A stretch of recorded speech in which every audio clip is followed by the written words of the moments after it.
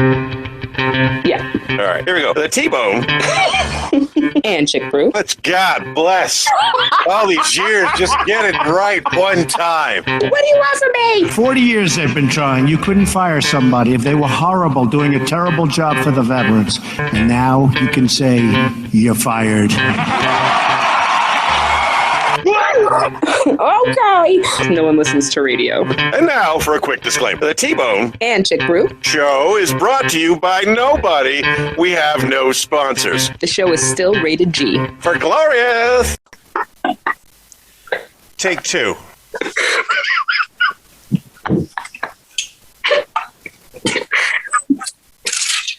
You hate me. I know you do. And we're back. That's right. We're back with a very special episode, a Thanksgiving Day episode, a very timely episode. It's going to require me to work extra hard in a week of thanks and givings to get this episode out to the listening public in time to save them from such a horrible Thanksgiving nightmare, disaster, whatever. It's the Thanksgiving Day episode, and also in this episode, we'll be talking about reactionary videos. We'll be talking about mukbang. Love me some Mukbang. and podcast reviews and comedy in general. Of course, as always, we'll be talking about food because we love to talk about food. We'll be throwing out some headlines, and we'll be doing some birthday bashing. Birthday burns. It's called birthday burns, not birthday bash. That's what's online for today. Hello, Chick Bro. Hi, how are you? Hola. I am good. I'm good. Bien. I was looking for that in Spanish. Hey, here's a fun thing that if you've lived in Europe for a substantial amount of time, you can't put on any clothes without finding euro in them. That's free money. It's 2 degrees down here in the studio.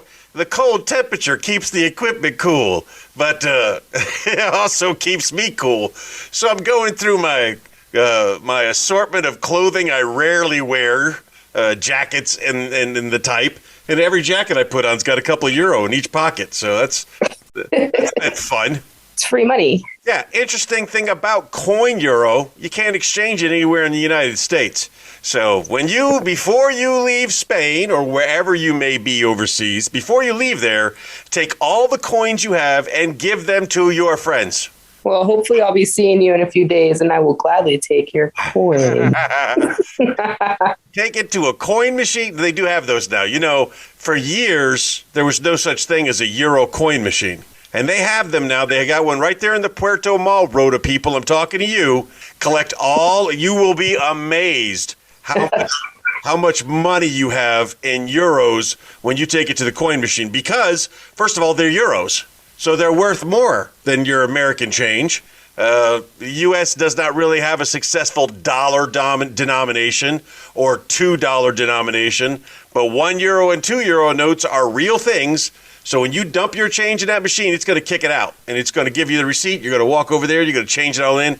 It's going to be awesome. You're going to love it. And if you don't do that, then give the money to your friends and let them spend it on beer. I think the worst thing I ever did was not paying attention when I was in Poland. And I didn't realize they have a $5 coin. And so I was going around shopping, and like I always do, just throw in the change. Here's a tip. By the handful in my backpack. And I was like, paper seems light. Looked at the coins, was like, oh my gosh. Had like $50 in coin. And I was like, well, don't know when I'm going to go back there. Luckily, I got sent there for work, and I didn't spend any of my per diem. I only used the coins from the previous trip, and I still left with coin left over. I was like, well, it's all money made. All money made at that point. Important lesson I learned this week when it comes to post-production. So every day I get a little better. When I'm making videos, I get a little better. When I'm doing post-production on the podcast, I get a little better. It's self-taught, so I'm learning as I go. Here's the important thing I learned this week. Normalize is not as good as auto gain. Yep, Big thing to understand there, at least in the software and the components that I'm using, when it comes time to even out our sounds and our voices with everything, I use normalize, because normalize seems like that makes the most sense. I want it all to be normal, but that is not what I need to do. What I needed to do, what I hadn't been doing at least the last 3 episodes, was auto gain. And auto gain takes your lows and your highs and my lows and my highs, and it puts them together on a nice, even playing field. So none of our listeners ever have to reach for the volume control to turn it up and turn it down. Turn it up when it's me, turn it down when it's you. Because my microphone is set so low right now. I keep turning my microphone down and down and down, but at the same time, I keep turning my monitor up and up so I can hear myself, so I'm not shouting, but I'm hearing every sound. Like, if I go to take a sip of water, gloop, gloop, gloop, I hear everything. If I touch my jacket the wrong way, what are those weirdos that are just, like, sexually attracted to sound? You know what I'm talking about, like I don't. No, there's this whole community. Remember when we first started talking about mukbang? There's this whole community like DSRX or DSLR. I don't know what the heck they're called, but ASMR? I think that sounds right. What does that mean? I don't know. Yeah, but ASMR sounds right. Well, it's a YouTube thing. And it's just people who like to listen intently to things. And then the ASMR community are the people who make these recordings, and it's just sound. Just ever. Yeah, like the people cutting the soap, which is weird and a waste of soap, but it does sound nice. I will say that. Wait a second. Cutting soap sounds nice?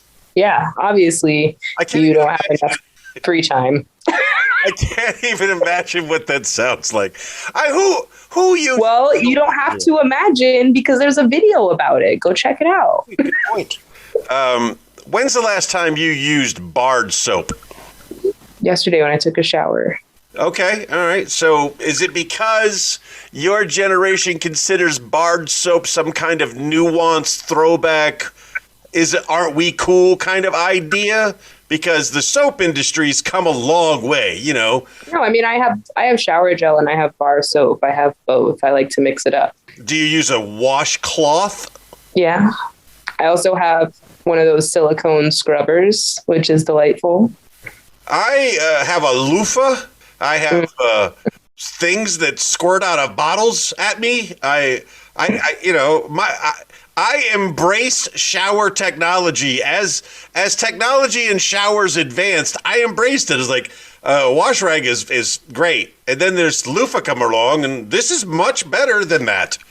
Yeah, I like the silicone scrubber because it's like a glove, and it has 2 sides. One has like very fine scrubbers, and then the other side has bigger scrubbers. And I'm insanely ticklish. I don't think that would work for me. I would be. I think you're thinking that it's longer than it is, but it's very nice. It feels good on the skin. Plus, it doesn't. You can sanitize it. I mean, loofahs are kind of notorious for holding bacteria. Yes, but so are washcloths, or more appropriately, wash rags. I don't know how many washes one goes with a washcloth, though. All of them. I replace my loofah when it disintegrates, when it kills itself. Like I will use it, and I mean I'm using water and I'm using soap every time. So basically, I'm cleaning the loofah while I clean myself. Do you put the loofah in the microwave with the dish sponge? No, none of this weirdness. You're not supposed to do that. We talked about it. I mean, yeah, like, I know it's a cleaning thing, but they kind of tend to hold bacteria at the nut where it's all tied together. And that's why I wash daily. I wash my loofah daily. I use the loofah to wash my body, and I use my body to wash the loofah.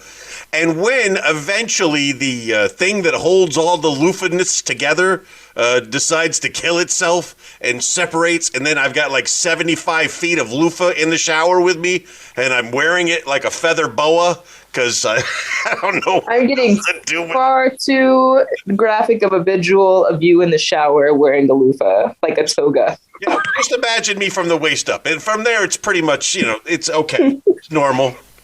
Just a purple shirt. In the shower, wearing a loofah like a toga. So, I was really late on getting last week's episode out, and that's why I'm kind of putting it on myself to get this week's episode out in time for Thanksgiving. I think once upon a time you said Thanksgiving was your favorite holiday. It is. Yes. And not because of what it stands for or anything like that. I just love that Thanksgiving is the same food you have at Christmas, but you don't have to do gifts. And I remember having this conversation. And again, this isn't just for the new listeners. This is for my adult dementia, because this conversation took place probably 8 years ago. I agreed that Thanksgiving is an amazing holiday because there's food and there's no gifts. But I countered with, I liked Halloween better. Do you still feel that way? I don't. At the time, I've grown a lot since then, but I was just making the argument that candy is better than stuffing. I was wrong. I was so wrong. Stuffing is so much better than candy. And I've got like a stuffing expert coming in this Thanksgiving. I am bringing an expert stuffing maker into my household to make stuffing for Thanksgiving. I won't be there till the day after Thanksgiving. There will be plenty of leftovers. I promise you there will be plenty of leftovers. Well, if you're not going to be here until the day after Thanksgiving, then we can't do a special T-Bone and Chick Brew Thanksgiving show together. Dude, it's a Black Friday special. Ugh. We've done Black Friday. We've worked on Black Friday before. Yeah. Yeah. I remember pushing my way through the crowds of the Navy Exchange to interview people and find out why were they in line at 6 o'clock in the morning for the Navy Exchange. I think it's like become some kind of weird tradition thing that I don't understand, because I worked in the mall through high school and college, and there's just nothing worse. It's the holidays. It's time to be with your family. You left your family, and I get it. Maybe you need a break from your family, but you go on the coffee run or something. And people are so angry.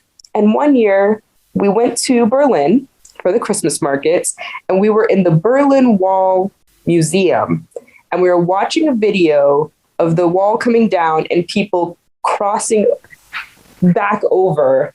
And earlier that day, we had watched people trample each other to get into a Walmart. And I just remember turning to Genevieve going, people are going into freedom with more control than people are going into Walmart. And it's terrifyingly sad. All right, I want to go ahead and I acknowledge all that, but while you were talking, I took a sip of this. This is holiday cranberry orange flavored seltzer water. I'm showing it to you on the camera. I know that might sound horrific, but it is delightful. I only wish I had put some honey whiskey in this before we started filming. That would be great. That was tasty.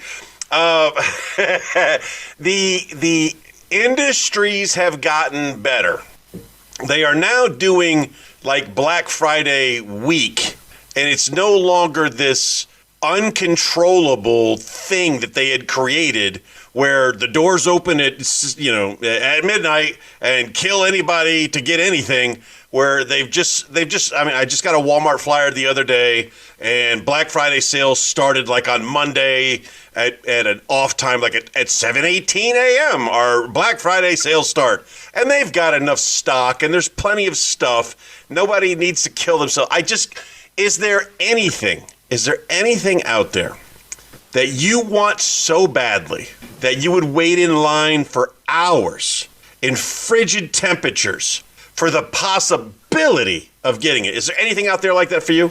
No, because I'll wait 6 months and I'll just order it and it'll come to my door and I don't have to be cold about it. But when I worked at like Toys R Us and KB Toys, yeah, people would be at the door overnight. I did wait overnight one time for share tickets, but I was inside a store. Best thing you've ever said. They were good seats. It was totally worth it. Okay. Well, all right. Was it the real share? Yeah. The Again, we talk about it all the time. One of my favorite TV shows is Top Gear, and they did this one where they were escorting, they were chauffeuring celebrities around, and James May is driving Cher around, and eventually he realizes it might not be the real Cher, and in just the most British way possible, he goes, "You're a bloke, aren't you?"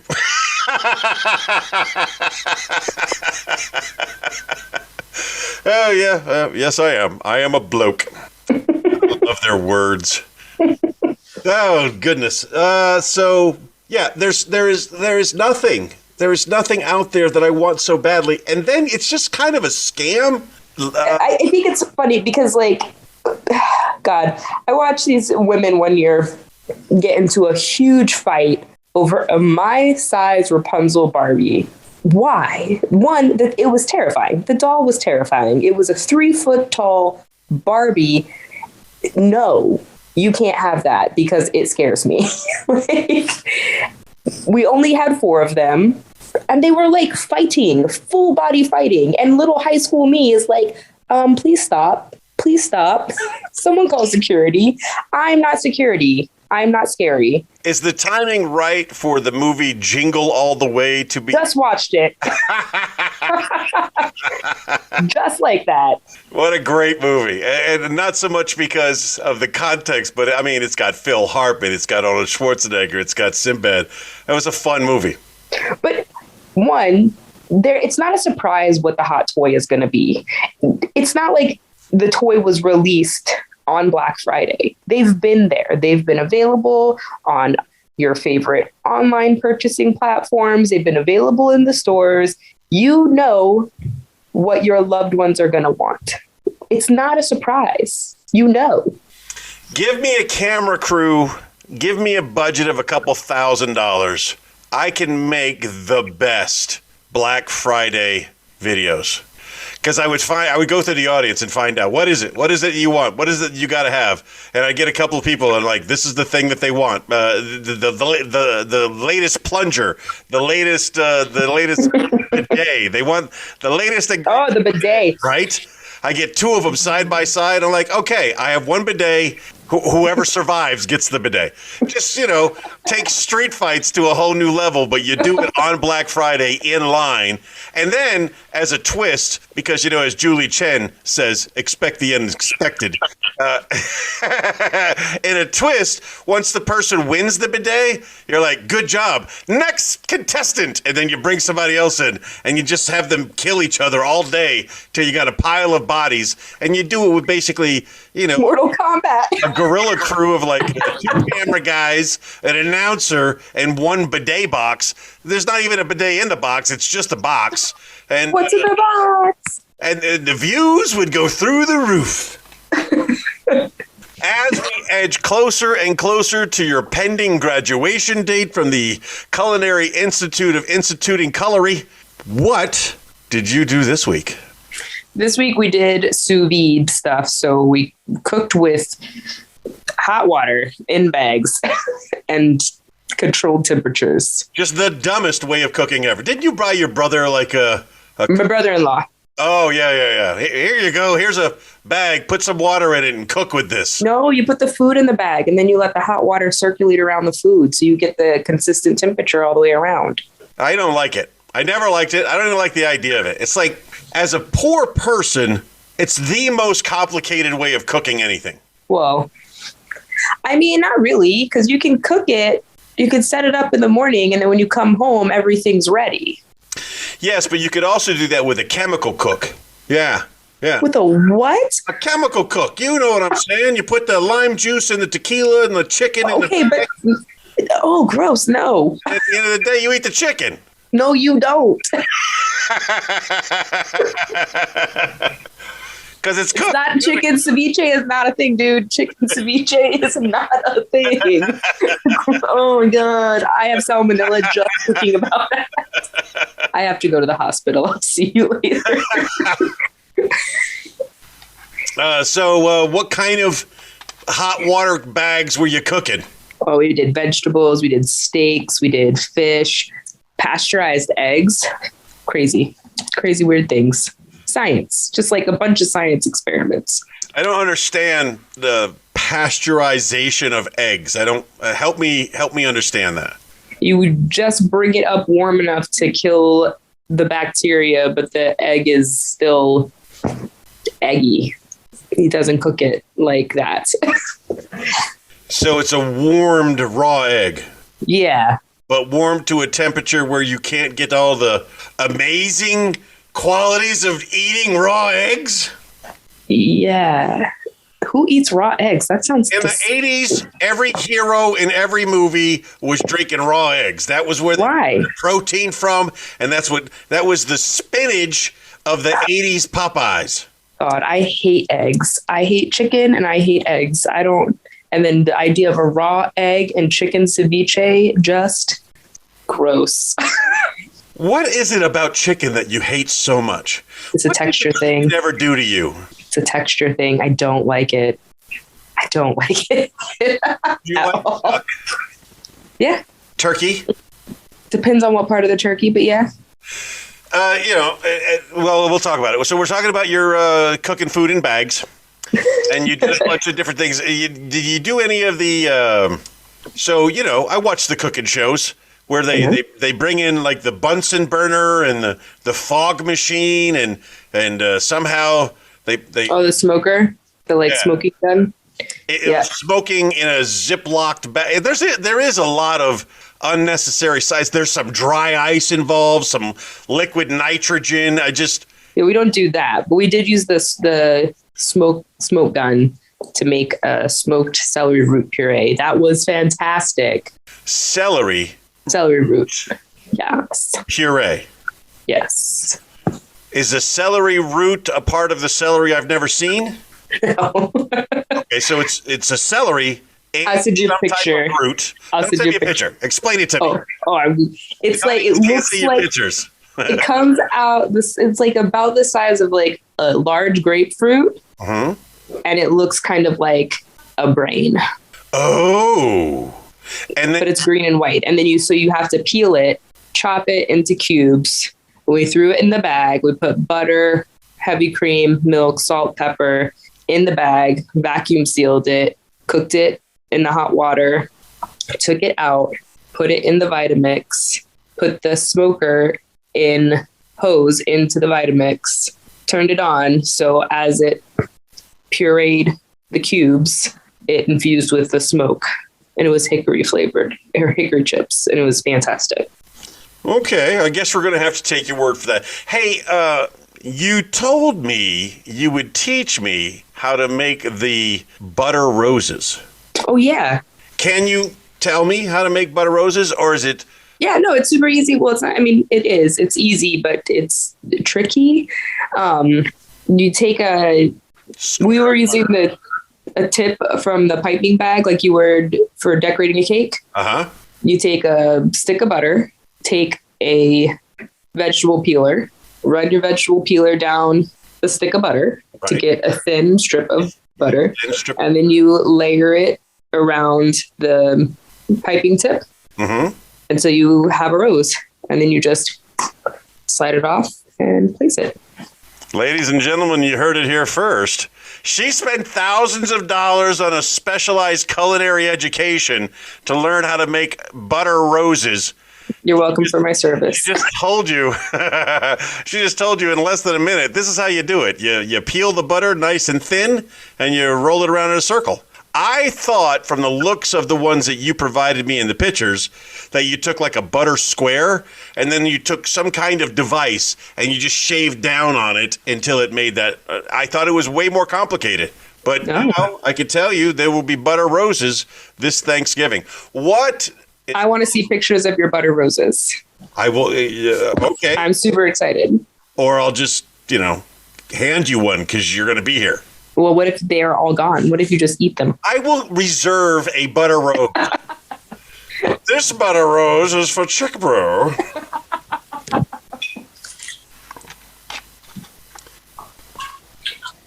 I also needed to hydrate.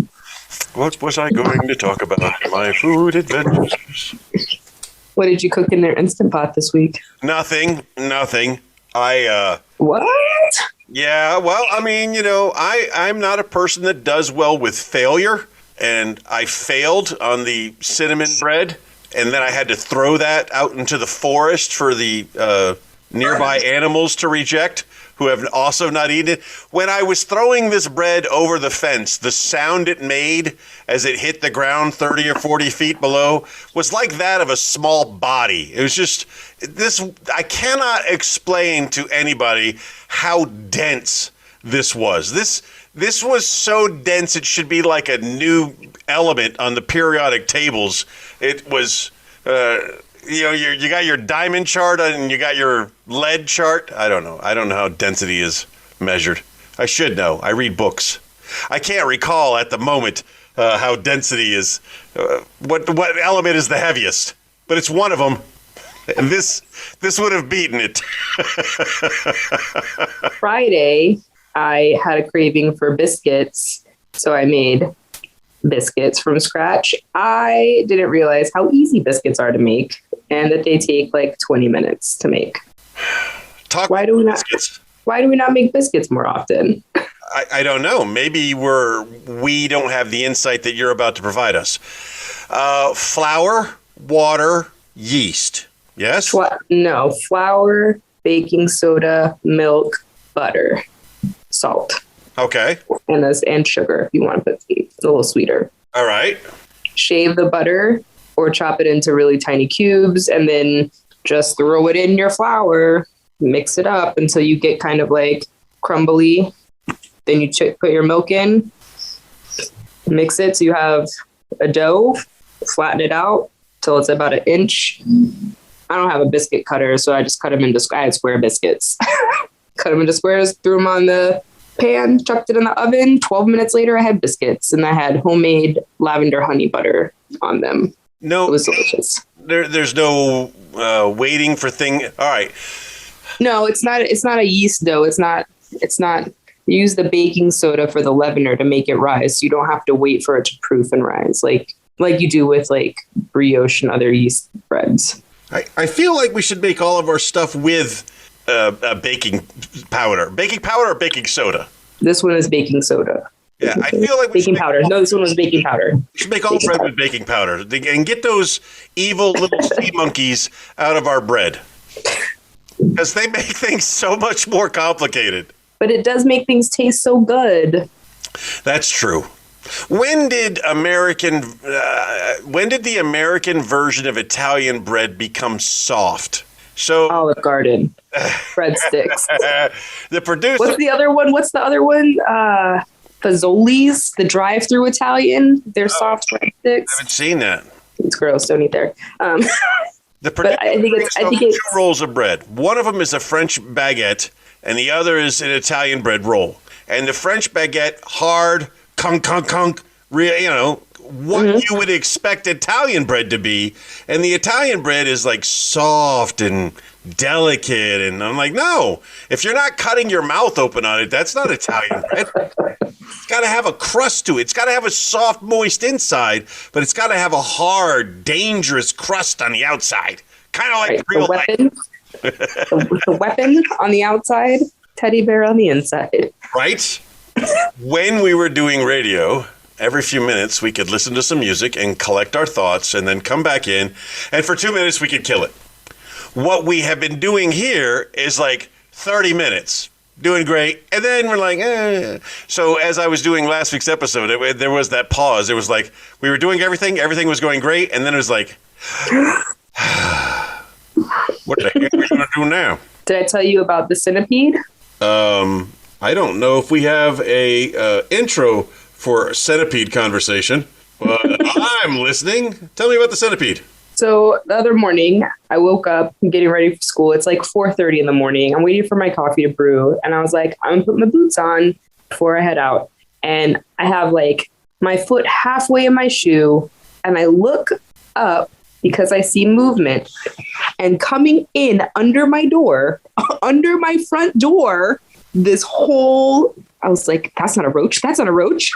Which I'm terrified. It keeps coming. It keeps coming. I'm terrified of centipedes. when you prefer the roach over something, that was my situation. And it just like came all the way in. I was like, that's moving way too fast. What is that? And right as it ran under my refrigerator, I was like, oh my God, that's a centipede. So now I just have a ring of salt around my refrigerator. But not a millipede. No. Centipede. Man, Millipedes are way worse, and I can feel it on my skin just thinking about it. I was fishing out the gutters at the barracks there in Sigonella. Just la la la la la, not a care in the world. Then I pick up this one clump of leaves with my bare hand, and all of the leaves moved, and this monster leaped out of the leaves that was in my hand, and I died right there. I had a heart attack. I fell down. I died. Jesus loves me. Jesus brought me back to life, but it was only after I died because that millipede terrified me. Those are dangerous looking creatures. The first time I ever saw one way too close for comfort, I was in choir in high school, and my choir director didn't really care for him. But I saw something moving behind him on the floor. And so I look at my friend Mason and I'm like, what is that? And they're like, is it a snake? What is that? And it's moving fast. And then we get in trouble for talking. And I was like, but at your feet. And he looks down and we all see it. We all see all the legs just going. Everyone screams. I'm on the third floor riser, so I am feeling safe because I'm up high.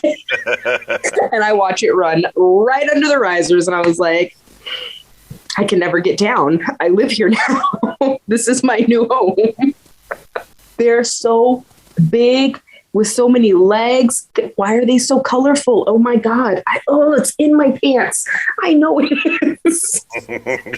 Oh, God bless it. Out of all of the creatures on God's green earth, what is the one that terrifies you the most? I don't like them. Terrifies me anything that lives in the ocean because I can't see it. And I like to be in the ocean.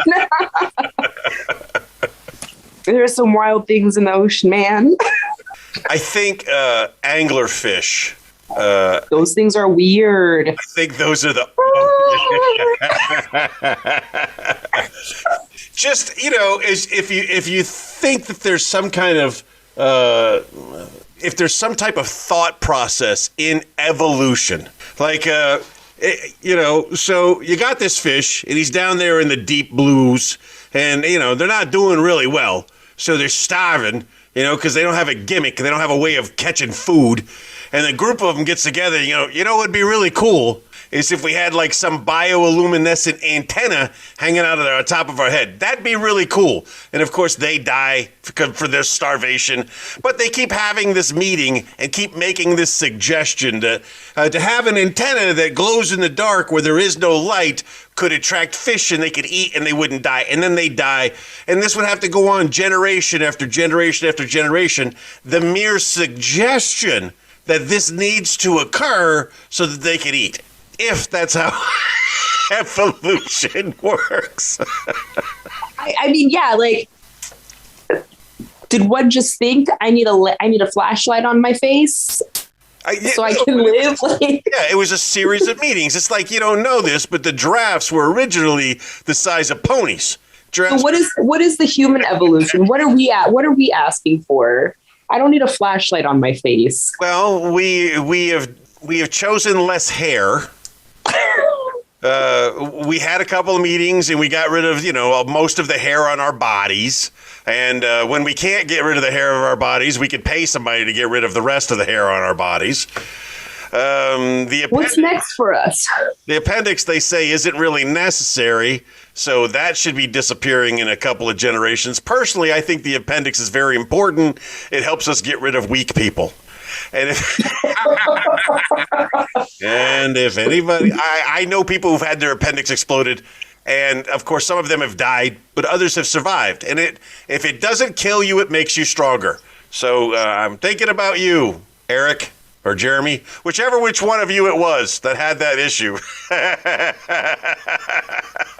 I remember when that happened to Zach in Sevilla, and he couldn't speak enough Spanish at the urgent care clinic that he went to, and they're like, I don't know, so they gave him some antacids, and then the next day he finally, and there was a strike on the train, so they couldn't get back right away. Finally, they got back to Rhoda, and he's like, I'm gonna go to the ER, and he calls me, he's like, hey, tell them I'm not coming in today. I'm having surgery instead. It was strange because normally appendicitis is something that normally affects younger people.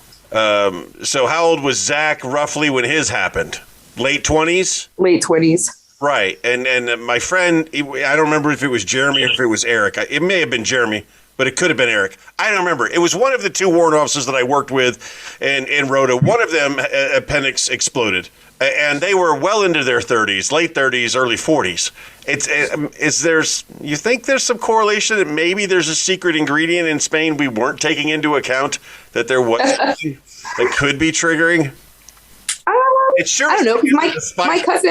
My cousin had to have hers removed last year or something, and she's older than me, so I don't know. Oh, now it's like a testicular. But she was in, maybe it's something that has to do with the closeness to military bases, because, they were on Guam. Could be. I mean, I had my tonsils out for 10 years during the Navy, and it grew back. So who knows? Story. It's in the water. It's in that weird water. It's a tumor. It's a tonsil. The more probable story is they didn't take them out when they said they were taking them out. Oh no, I just have one. Just one grew back. He got all of it on one side. I'm going to say the wrong word. I always say the wrong word because I'm not a doctor. It's not the uvula. What is the thing that hangs down in the back of the throat there, the little punching bag? Uvula. Oh, what did I always used to get that confused with? Well, Anyway. Those are a sad confusion for you, my friend. Well, I mean, it took me probably 10 years to say I almost said it wrong, Fuddruckers correctly.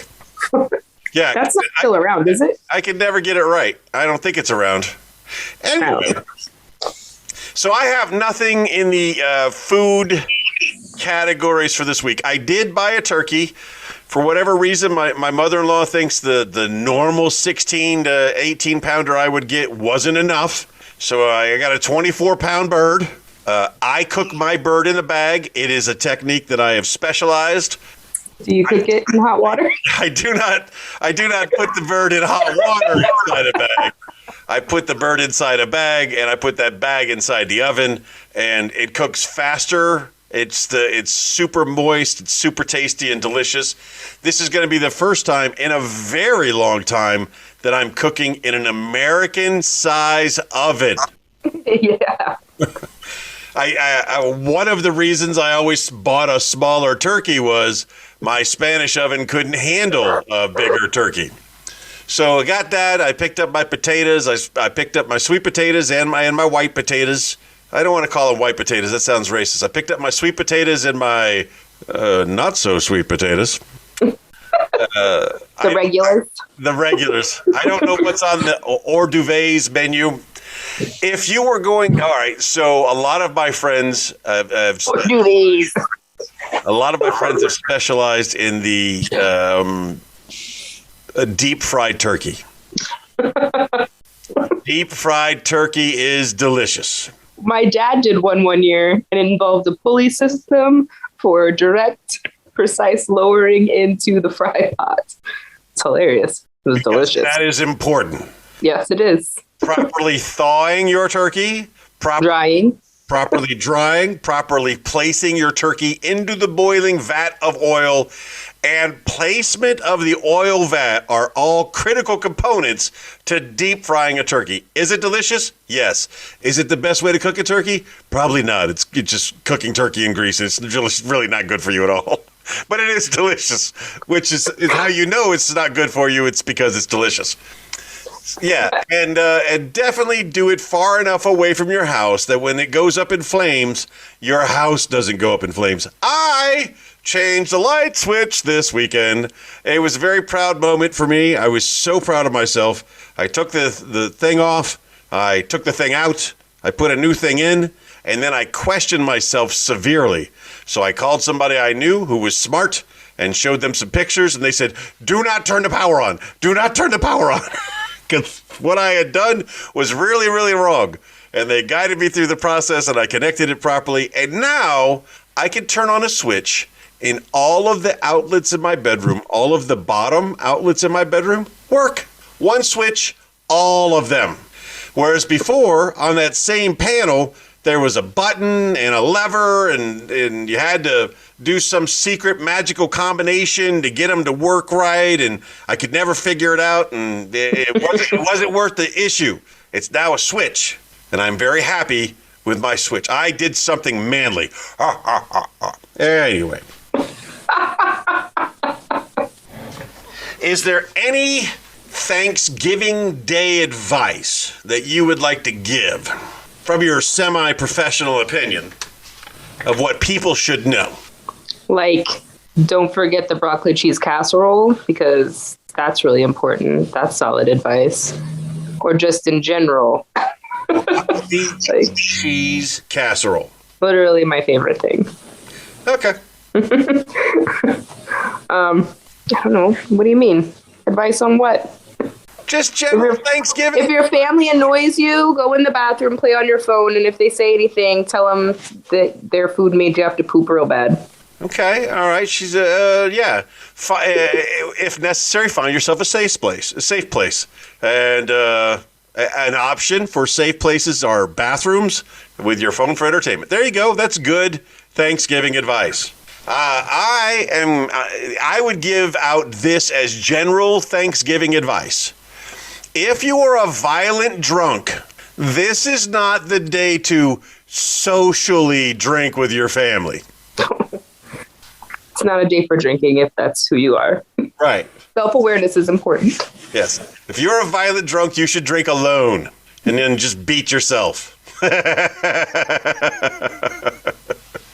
Or maybe if you're a violent drunk, maybe you should just give that up, because those two things are not good. Nope.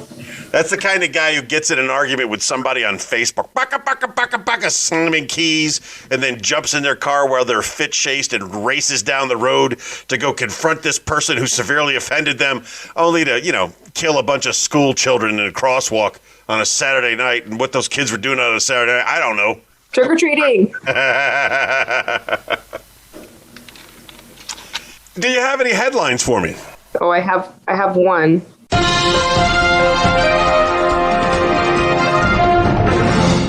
Ready? I am ready. Broken toilet seat means SpaceX crew is stuck using diapers. A broken toilet seat means SpaceX crew is stuck using diapers. Taking a poo in outer space is in of itself a challenge. The microgravity makes poo particles float everywhere if not properly encaptured through an engineered device. So it isn't so much the fact it's the toilet seat itself. It's not like when you have a broken toilet seat and you sit on it and it pinches your skin, you're like, ow, God, that hurts. But you don't replace it for a couple of years because toilet seats are too expensive for you. And really, as long as you sit down kind of slow, you can avoid the pinch. It's not that kind of toilet. We're talking about a toilet seat cover. We're talking about a toilet seat that, it has to close, has to make a seal so that the mechanism inside can suck all that poo juice into a vacuum-sealed bag so that Mark Wahlberg could later use it to grow potatoes on Mars, those kind of things. That wasn't Mark Wahlberg. It would have been a better movie if it was. That book is amazing, though. One of my favorite books. Not enough guns either for Mark Wahlberg. Not enough guns on Mars. I don't know. I think the Wahlbergs are now the new Kardashians. Except, thank God, there's no sex tapes. So wait a second, Jenny McCarthy's technically a Wahlberg. I'd watch that. So Jenny McCarthy and Donnie or Marky or Freddie, I don't know, one of those Wahlberg boys married to her. And they got a show like when Jenny Loves Chachi or whatever the heck that is. And then the Wahlburgers, the restaurant chain, they've got their own TV show. And there's probably a couple other Keeping Up with the Wahlburgers. I don't know. They got a bunch of TV shows out there right now, especially if you're watching antenna TV, For people like me who have successfully cut the cord, we have to watch what other crap is being broadcast to aliens. So they say a TV signal will continue to transmit through space ad infinitum so that long after this planet is gone, I Love Lucy will make it to Zyron 9, in a couple of billion years. And then in Zyron 9, they'll be going like, oh, Ricky, oh. But, we've been broadcasting TV for, not even 100 years. But it's good to know that in 2021, the TV that we're broadcasting out to space is Gomer Pyle, United States Marine Corps, and Alice, she was great, and Bonanza, and Gunsmoke, and a lot of religious channels, and a lot of sales channels. That's what you get when you cut the cord. You get to watch old TV shows. And apparently, they made enough wipeouts that there's like a 24-hour-a-day wipeout channel. Sad. I think I explained astronaut pooping somewhere along the way. And thank goodness it's space. Is that what we were doing? Let's just try to bring it back. Thank goodness it's SpaceX because my company, Virgin Galactic, has not run into a broken toilet seat issue right now. Although we do issue diapers and we give you a little vomit bag to go up there with you. Tickets to go into low Earth orbit with Virgin Galactic are $250,000 per person. The waiting list is like 5 years long, so go ahead and get your tickets now. Remember, those proceeds go indirectly, one way, shape, or another, back to me, shareholder, Virgin Galactic, guy who bought in early because he realized the visionaire of Branson was going to be a good thing. Oh my gosh. Gonna get my free flight one day. You could hang out there in space with Lucy and Gomer Pyle. No, they've got such a head start on me. They are way far advanced. So with our radio broadcast, when we were doing terrestrial radio, our radio broadcast is being transmitted the same way as the TV shows. So our voices will be heard by distant aliens in the future. Well, that's terrifying. But as we transition to podcast, none of this is actually being transmitted. So, they're going to miss just basically the best years ever. They're going to miss it. They'll probably get this version of it. The Wi-Fi version of us talking randomly across time and space. No, but they won't get this edited version. Imagine, after all the humans are dead and a future species comes to this planet. And when they come to this planet, they see all the remnants of things that were left behind, depending on their timing. If they don't time it correctly, they won't see anything. The Earth will basically eat up anything that ever existed as the tectonic plates continue to shift. Everything that's on the surface will be below the surface. But imagine AirPod fossils. One day the aliens come along and they find these. And what I'm showing to Chickman right now is just a tiny little USB disc. Just one of these. And in this little thing is like everything in my life. All of my pictures and all of my memories, basically my consciousness in still form right there. There's no way they would ever figure out how to get the information off of this thing. Right. It's going to be our version of the pyramids. But what is it? What does it do? How does it work? And in 1972, we launched Voyager off into space. And you ever want to see what a bunch of whacked out, drug-infused hippie scientists can put together? They put on this. They put on Voyager 1 and Voyager 2 this disc that is like this is how amazing the humans are. And they put like pictures of what a man would be anatomical, and then a woman, what an anatomical woman would be. And the model for the man and the woman are the two hippie drugged out scientists who came up with the whole concept. They throw some music on a golden record, and then they include a record player. I don't know what the power source is. They launch this thing off into space. And a couple eons from now, somebody's going to find it, and they're never going to understand what the message was, because they decided that carbon dating was the best way to share math and complex. It's insane, and only LSD would help make people come up with this as a good idea.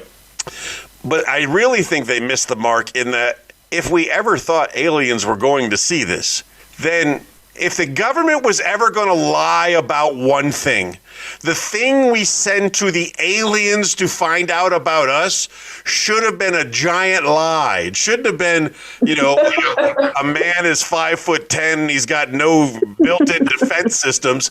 It should have been like a cyborg and like 30 feet tall with guns ablazing, and everything we ever knew about aliens should have been put inside that character. They failed miserably. Ow. Yeah, but the highly evolved alien will be like, well, we need to grow knife hands and bullet feet and gun feet, because they could probably do it faster, and flashlights on their faces. Well, yeah, exactly. Maybe they have better meetings, and they get the hair off their bodies, and they get the antenna coming out of their head in like 3 generations instead of 100 generations. If we were going to suggest anything for the human race, for our evolutionary thing collectively, what do we need to start telling our bodies? We should all be taller. We should all be thinner. We should all live longer. I want to be thinner, though, because then I'll be colder. I'm already cold. I think that I'm going to tell my body the fat that I have needs to be better insulation, because I don't feel like it's keeping me warm. If I have to be fat, I want it. I'm very buoyant, and I will appreciate it for that. I can't drown. Impossible. But I want it to keep me warmer. Come on, thighs, keep me warmer. Yeah, give me some of that Pink Panther insulation. I want to be a penguin. Oh my goodness, where did the time go? Hey, so we only had one headline, and then I kind of went on the Voyager 1, Voyager 2 thing for the other one. This is not a headline. This is just kind of like not even a public service announcement. As if you are anywhere near Sargent, Nebraska, real place. If you're anywhere near Sargent, Nebraska on the 24th of November, the day before Thanksgiving, 8 p.m., Will C. and Stephen Peters will be at Mr. Rudy's Restaurant and Drinkery. That's in Sargent, Nebraska. I'm going to give him a plug because why not? Why not? I don't know who else is performing on Thanksgiving Eve, but Will is, and I'm going to share that information. We were going to talk about reaction videos and podcast reviews, but we ate up all that time. I'm going to say if you're not listening to podcasts, there's some good podcasts out there for you to listen to. The Darrell McLean Show is a good one. It just gives you a different perspective from a different kind of guy. The Whiskey Brothers podcast is Slade, Ham, and his crew. They will make you laugh on occasion. And if you're really... I'm going to give Patrick Melton a shout out here. I'm going to tell you, Nobody Likes Onions podcast is not for the faint at heart. But Patrick has been doing podcasting longer than anybody I know. He's very good at it. He's been very successful at it. And even though he crosses many, many lines, he has a great product out there just to listen to. And I know in comparison, because I've been listening to other podcasts just trying to find out how to fix things on ours. And there's a lot of not good stuff out there. I can tell you, Whiskey Brothers and Nobody Likes Onions is really good. The Darrell McLean Show is interesting, but of course he's got audio issues he needs to work on. You know it's true, Darrell. And that's that. And now it's time for our favorite part of the show. It's called Birthday Burns. And as a general reminder, this is what Birthday Burns is all about. We want to celebrate our friends' birthdays, but we want to do it in a way that punishes them for making bad mistakes. Bad mistakes being you don't put your real birthday on the internet for people to use and steal and do things like birthday burns. So as not to offend anyone in particular, I say birthday burns for Christina's birthday friends, and she does them for my birthday friends. I usually write my birthday burns in advance so that even if I do come close to home, I know nothing about you and don't get upset. And if you do, well, as my old man used to say, tough. Who wants to go first? You want to go first? Oh, yes, I'll go first. A longtime friend of mine, one of the manliest men that I know. I'm going to give you my friend Jack O'Brien. Jack O'Brien. Jack O'Brien, the jack-off. Birthday burn. So lame. Birthday burn. The lamest of birthday burns. Let me tell you about Jack. Jack is a real-life alligator wrestler man. He wrestles alligators. He's just tough. He's just a man's man. He's such a man that recently, while wrestling an alligator, he captures this alligator. He throws it in the back of his truck. He drives to the nearest stoplight and has a heart attack and dies. Luckily, right behind him was a police car that noticed that when the light turned green, the car didn't move forward. So when they went up to investigate, they yanked him out, they performed CPR on him, they put him on a helicopter ride, and they saved my friend's Jack's life. An amazing story in that Jack's job is to relocate alligators. So he captures them and he takes them back into the woods in the very scary parts of the base down there in Georgia, and he releases them. If my friend had not timed his heart attack perfectly, he would have been in the backwoods with nobody around when he released the alligator and then had his heart attack. Nobody would have been there to save him, but the alligators, they would have remembered. They would have been dinner. And that would have been a horrible episode of Dateline, because Jack's wife, a beautiful woman by Angie, she would have been accused. They always accuse the spouse. And well, it's always the spouse. They're going to look at the phone records. They're going to see the insurance policy recently doubled. They're going to know these things. So it would have been Alligator King instead of Tiger King, and the pandemic would have looked a lot different. I'm just saying, maybe he messed it up for everybody. I don't know. Making up for your lame burn, I gave a good story. Here we go. I'm going to, no, that was mine. So who you got for me? Ryan Taylor. Ryan with an R. Yes? Rar. My translator, his name was Brian. And I said, I could draw your name. And I went up on the whiteboard and I just drew some squiggly lines and put some dots. And he laughed. He said, that's very close. That is Ryan. And then he put another dot and he goes, that's Brian. True story. Let me tell you about Ryan Taylor. Ryan is actually lopsided. People don't know this. People think that he walks cool because, they think Ryan's cool. Not true. His left leg is like 1 inch shorter than his right leg. If you put a blindfold on him, he would walk in circles all day long. That's right. He's lopsided. He's a lefty and he's lopsided. His name is Ryan. And that's another weak birthday burn. Now, do you want to make up with a cool story about Ryan, or we're just moving on to the next one? Move on to the next one. When I speak of manly men, this guy comes to mind. If a human had sex with a bear, they would have created this guy.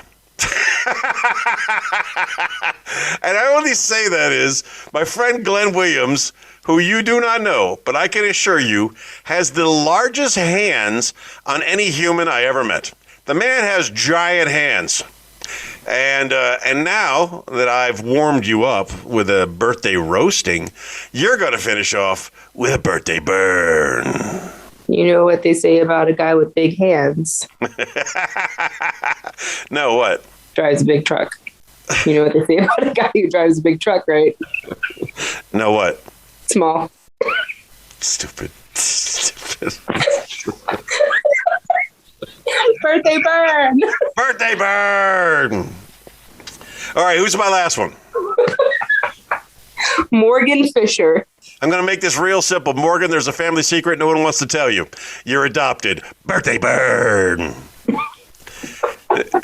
It's even worse than just being adopted. She was adopted at like the no-kill adoption.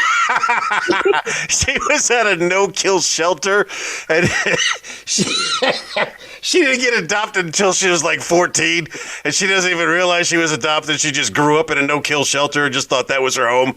And then, when the people came to get her, they convinced her that that was her family all along. And that's been the secret. No, you weren't born and then put into a no-kill shelter by the same family. A different family adopted you. Deep family secret uprooted. Birthday bird. Yeah, you know what? As tragically horrible as those are, they're fun to do. So we're doing them. No one's complained yet. Gives us a couple of minutes of content. It's funny. Here's what we do also want to talk about.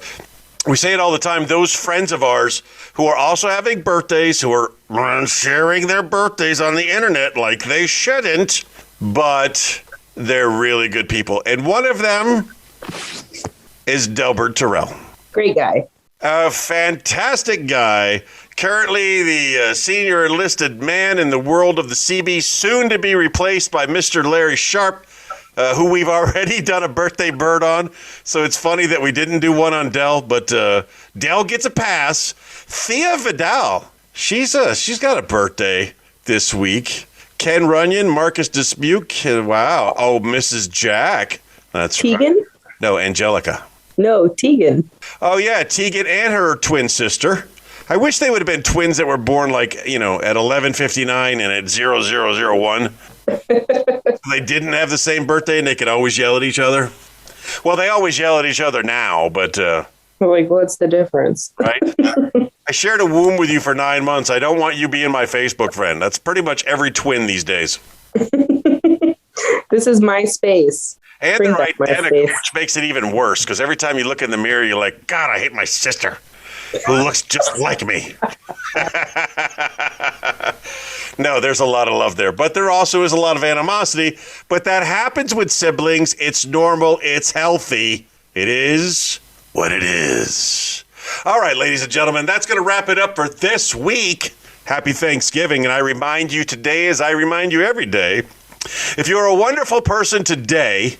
All right, ladies and gentlemen, that wraps it up for this week. Happy Thanksgiving to you all.